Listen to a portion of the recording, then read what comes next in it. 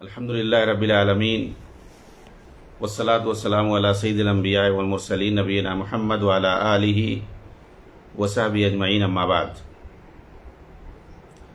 محترم سامعین کرام، شیخ محمد امان جامی رحمہ اللہ کی کتاب قرۃ اعین السلفیہ کے دروس کا سلسلہ چل رہا ہے۔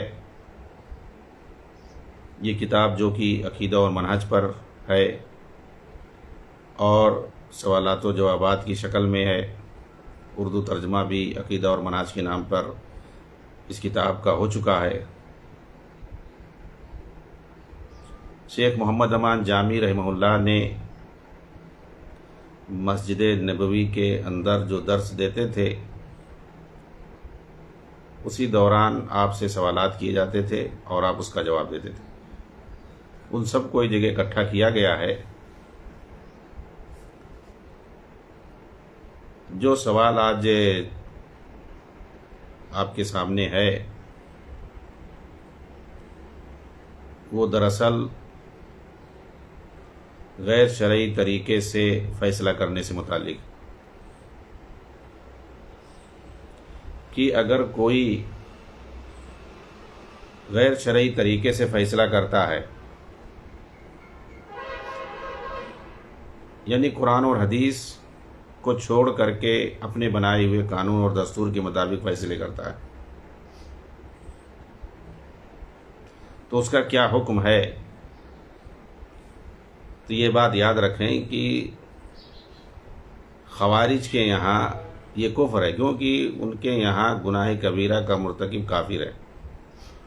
تو چونکہ یہ گناہ کبیرہ ہے کہ آدمی شریعت کو چھوڑ کر کے کسی دوسرے دستور کے مطابق فیصلہ کرے، عرف اور عادت کے مطابق فیصلہ کرے، یہ صحیح نہیں ہے۔ شریعت کے ہوتے ہوئے کسی اور کے مطابق فیصلہ کرے۔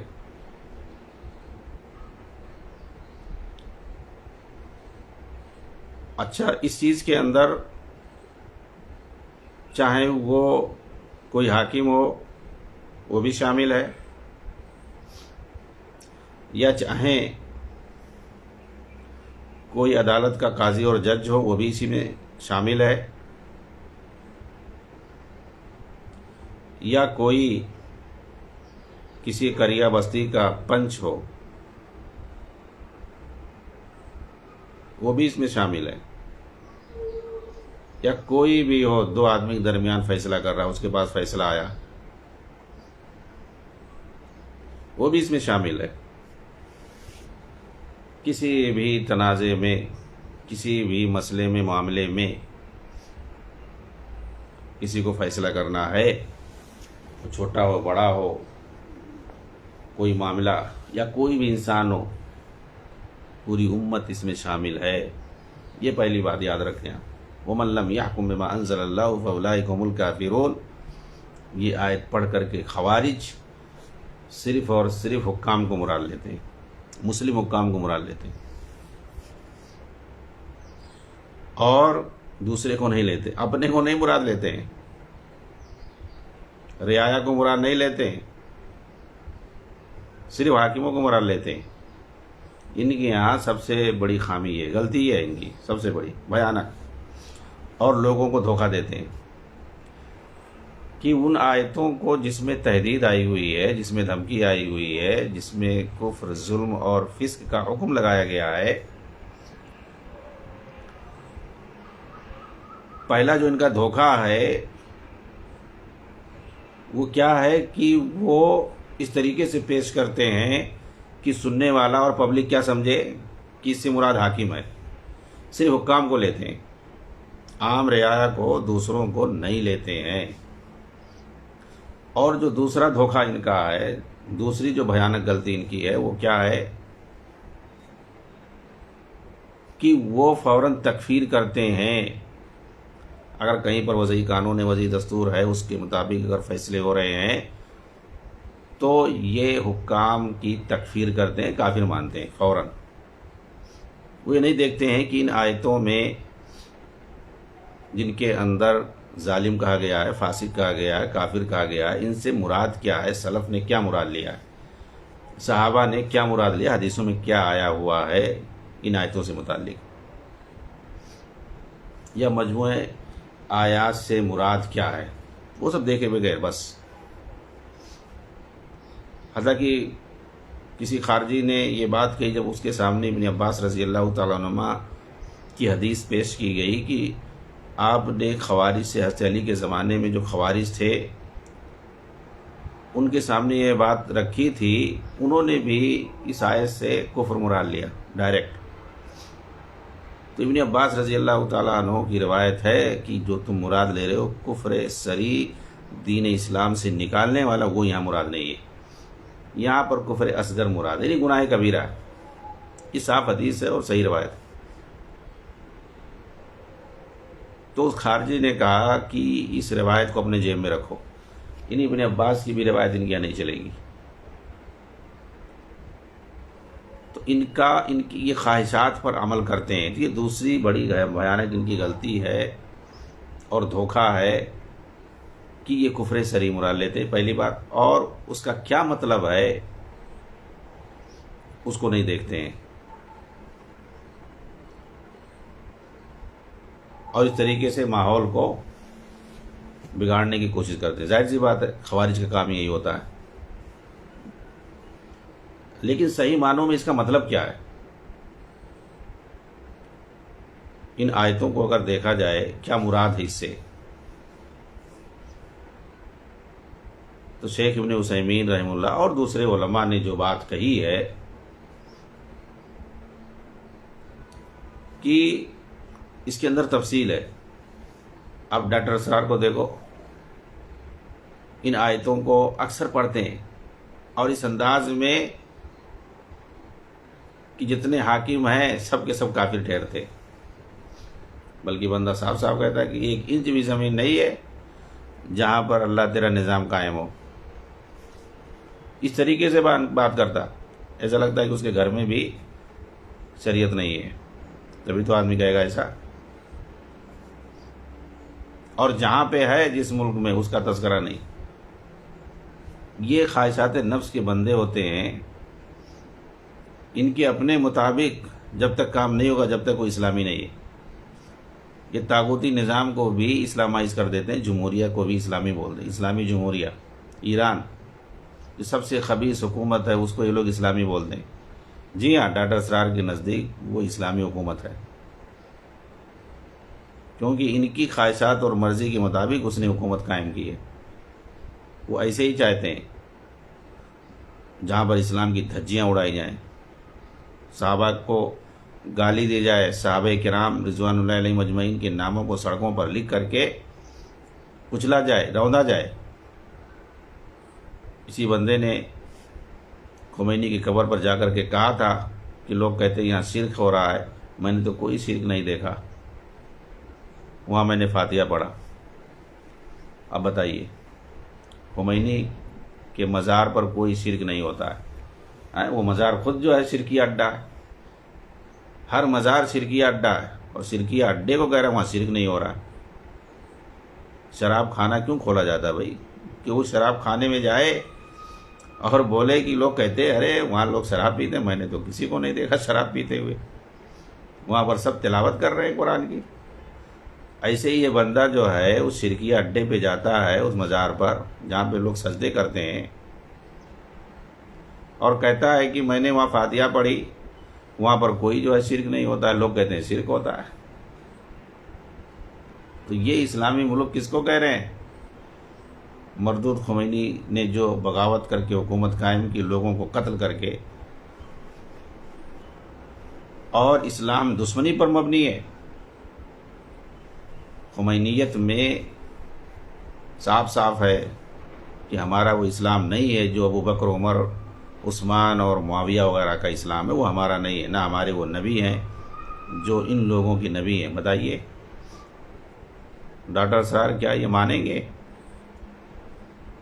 تو پھر کیسے اس کو اسلامی ملک کہہ رہے ہو؟ جہاں اسلامی ملک ہے اور جہاں پر نظام قائم ہے، جہاں کی عدالتوں میں شریعت کے حساب سے فیصلے ہوتے ہیں، جہاں حدود اور قصاص نافذ ہے، امن و امان ہے، زکوٰۃ کا پورا سسٹم ہے، ساری چیزیں ہیں، اس کو اسلامی ملک نہیں کہتے، اس لیے کہ ان کی خواہشات کے مطابق وہاں کچھ کام نہیں ہو رہا۔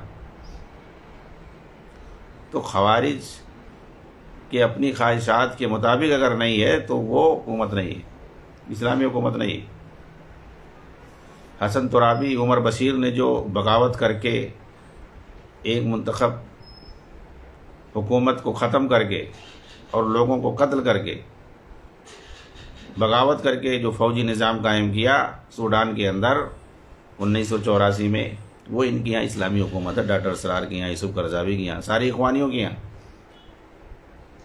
وہ عمر بشیر جو لبرل قسم کا آدمی، وہ حسن ترابی جو ایک زندیق قسم کا آدمی تھا، شریعت کا مذاق اڑاتا تھا، اس نے جو بغاوت کر کے تختہ پلٹ کر کے ایک منتخب حکومت کو ختم کر کے اور جتنے سیاستدان تھے ان کو جیل میں ڈال کر کے ہزاروں لوگوں کو قتل کر کے حکومت بناتا ہے، اور اس کے بعد انگریزوں کے بنائے ہوئے دستور کے مطابق فیصلے ہوتے ہیں، وہ جو ان کے یہاں اسلامی حکومت ہے۔ اچھا، دوسرے ملکوں میں اگر فوج حکومت کرے تو وہ طاغوت ہے، امریکہ کا ایجنٹ ہے۔ مصر کی فوجی حکومت کیا ہے؟ امریکہ کے ایجنٹ ہے، وہ طاغوت ہے۔ لیکن ان کے سوڈان کے اندر جو حکومت عمر بشیر نے قائم کی، حسن ترابی جیسے زندیق لوگوں نے حکومت قائم کی، وہ ان کے یہاں اسلامی حکومت، کیونکہ حسن ترابی اور یہ عمر بشیر یہ اخوانی تھے اور اخوانیوں کے لیڈر تھے سوڈان کے اندر۔ تو اخوانی جو حکومت قائم کرے، کیسے بھی قائم کرے، وہ کیا ہے؟ بغاوت کے ذریعے، قتل و خوریزی کے ذریعے سے، تو اسلامی حکومت ہے۔ ہاں، مصر میں جمال عبد الناصر نے جب حکومت قائم کی تھی تو وہ اسلامی حکومت تھی، اسلامی انقلاب تھا وہ۔ لیکن جب اخوانیوں کو لات مار دیا، اس نے سب کو اپنا الگ کہا کہ میں صرف تنہا حاکم رہوں گا، وزارہ میں جتنے وزارات ہیں کسی کو بھی حصہ نہیں دیں گے۔ ہاں ٹھیک ہے، جو وزارت الاوقاف ہے، دعوت وغیرہ کا کام جس میں ہوتا ہے، کہا یہ تم لوگ لے لو۔ تو ان لوگوں نے کہا، اس وقت حسن حزیبی جو مرشد تھے اخوانیوں کے، کہا کہ نہیں، ہم تو سارے وزارات میں حصہ چاہتے ہیں، وزارہ مالیہ میں، وزارہ داخلیہ، خارجیہ میں، ہر جگہ ہم حصہ چاہتے ہیں، یہ وزارت الاوقاف لے کے ہم کیا کریں گے؟ کہا کہ تم لوگ عالم ہو، داعی ہو، میں جانتا ہوں تم لوگ دین سے متعلق کام کرنا ہے تم لوگوں کو، تم یہ وزارت لے لو، ختم، اور باقی دنیاوی اعتبار سے جو کام کرنا ہے وہ سب ہم دیکھ لیں گے۔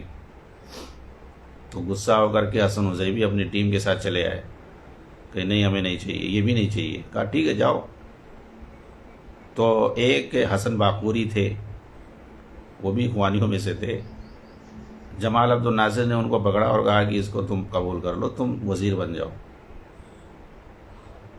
تم وزیر الاوقاف بن جاؤ، ان کو بنا دیا۔ تو حسن حزیبی نے ان کو اپنی پارٹی سے نکال دیا، اپنی جماعت سے نکال دیا۔ کہا کیسے قبول کر لیا؟ کہا زبردستی قبول کیا ہوں، مجبور ہو کر کے۔ کہا چلو نکل جاؤ یہاں سے۔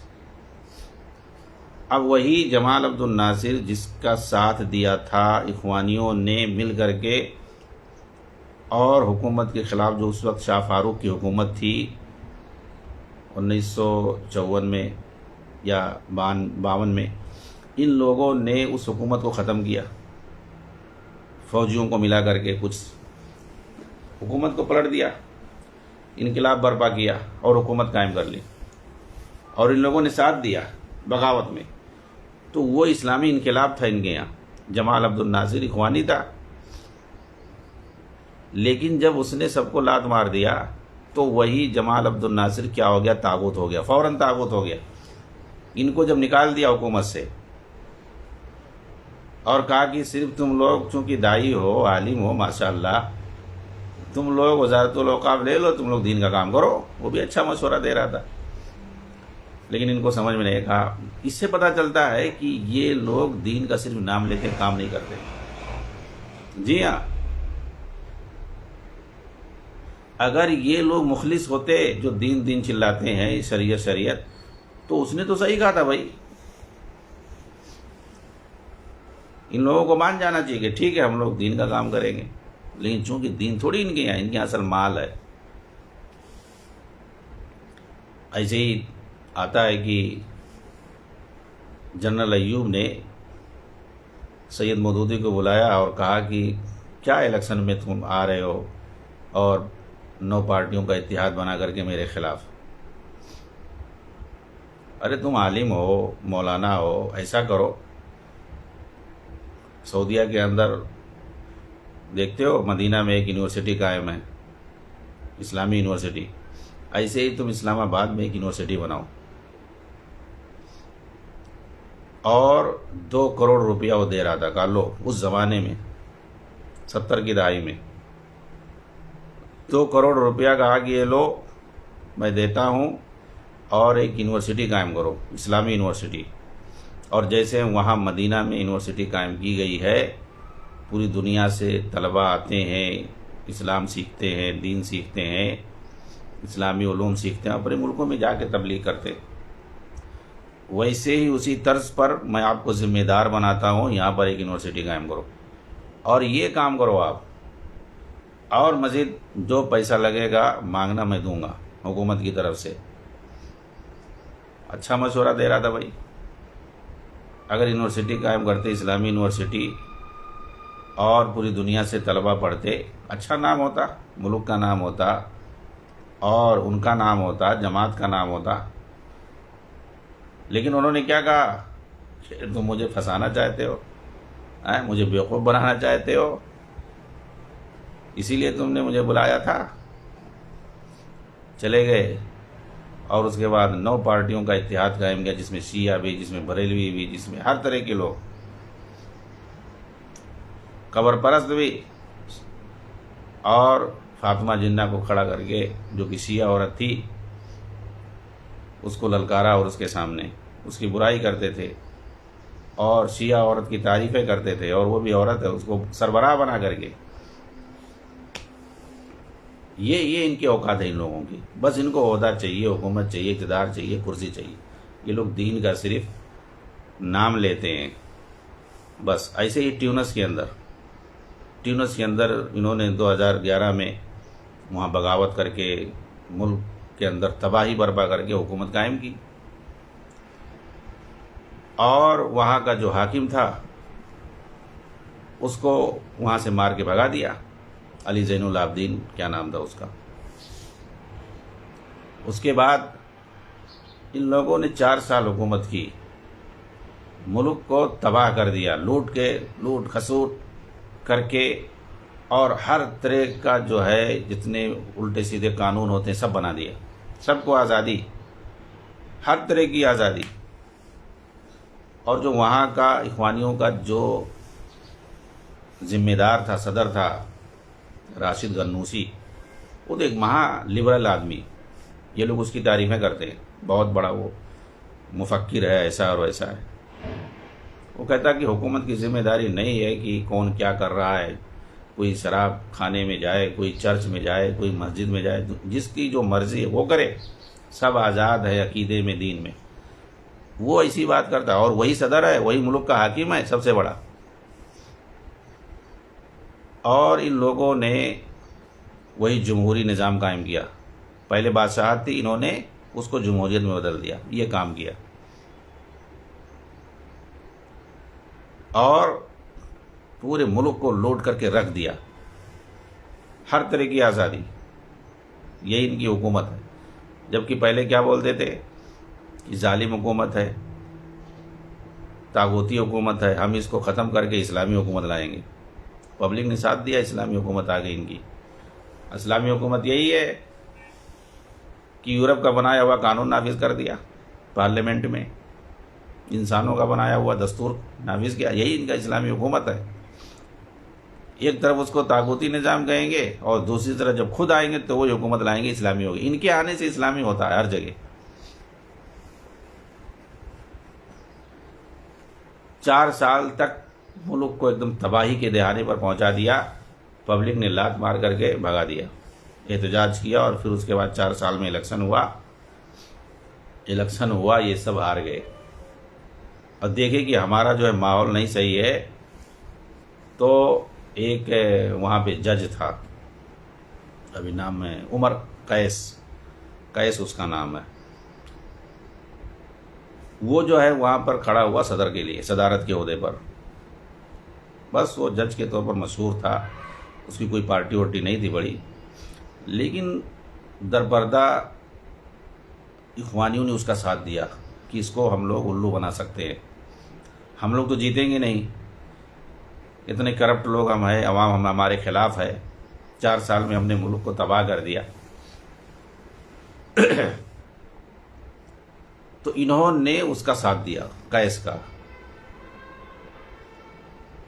اور اس کی بڑی تعریفیں کی، اس کے تعلق سے قصے کہانی کرنا شروع کیے، بہت نیک ہے، ایسا ہے ویسا ہے، یہ حکومت میں آئے گا تو یہ کرے گا وہ کرے گا. بہرحال اتفاق سے اس کو ووٹ مل گیا اور وہ جیت گیا اور وہ صدر بن گیا. یہ لوگ ایک ایک سے قصے اس کے بتاتے تھے، اس کی نیکی کے، اور اس کے اچھے اچھے کہانی سناتے تھے کہ ہنستے عمر کی طرح سے کام کرتا ہے، رات میں گشت کرنے نکل جاتا ہے، کسی مجبور کو، کسی پریشان حال آدمی کو دیکھتا ہے تو خود جو ہے اس کا سہارا بنتا ہے، وغیرہ وغیرہ. یعنی ہنستے عمر رضی اللہ عنہ کی طرح سے.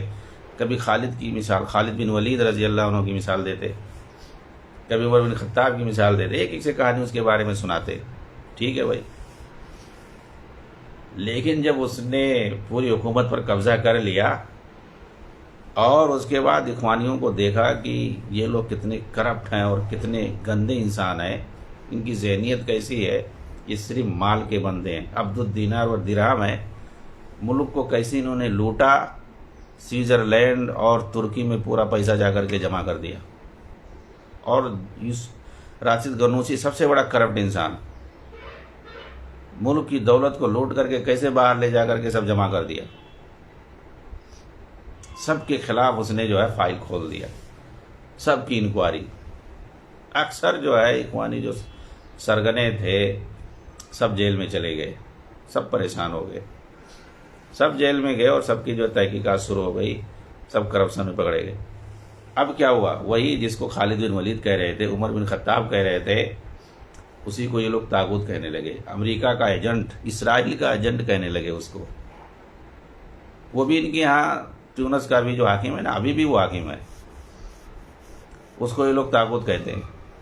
پہلے تو عمر بن خطاب تھا، اب وہ طاغوت ہو گیا. کیوں طاغوت ہو گیا؟ جب اس نے تحقیق کرنا شروع کر دیا،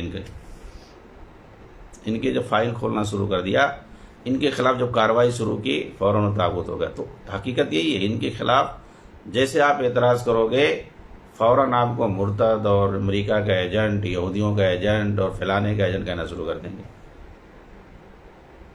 ان کے خلاف مطلب یہ کہ یہ اپنے خلاف کوئی برداشت نہیں کریں گے. یہ ان کا حال ہے. چلیے انشاءاللہ اس پر جو ہے مزید گفتگو اگلے دروس میں آئے گی. والسلام علیکم ورحمۃ اللہ وبرکاتہ.